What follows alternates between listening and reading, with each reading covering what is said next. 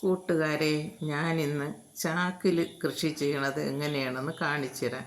ഞാൻ എൻ്റെ ഈ കാച്ചിൽ ചാക്കിൽ നട്ടു. കാച്ചിൽ മാത്രമല്ല, ബാക്കി എല്ലാ ഐറ്റങ്ങളും കിഴങ്ങ് വർഗ്ഗങ്ങളെല്ലാം ഞാൻ ചാക്കിലാണ് ഇപ്പം നടണത്.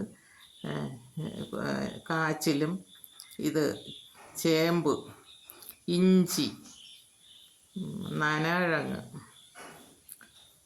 ചെറുകിഴങ്ങ്, ചീനിക്കിഴങ്ങ്, മരിച്ചിനി എല്ലാം ഞാൻ ചാക്കിലാണ് നടണത്.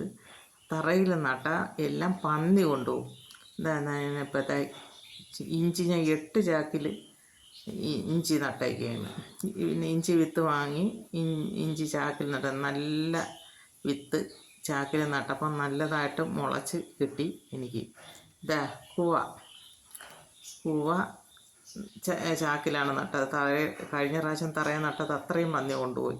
അങ്ങനെ ഇപ്രാവശ്യം കുറച്ച് വിത്തിന് വേണ്ടി മാത്രം കിട്ടിയത് ചാക്കിനകത്ത് നട്ടു വെച്ച്.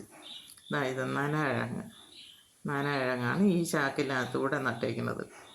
മരിച്ചിനി കൊതിക്ക് വേണ്ടി 4 കമ്പ് ചാക്കിനകത്ത് നട്ടതാണ്. വിളവെടുക്കാറായി നിൽക്കുക എന്നെ. 6 മാസ കമ്പാണ് ഞാൻ നട്ടേക്കണത്. അപ്പം 6 മാസമായി. 4 മൂട് ചാക്കിനകത്ത് നട്ട്.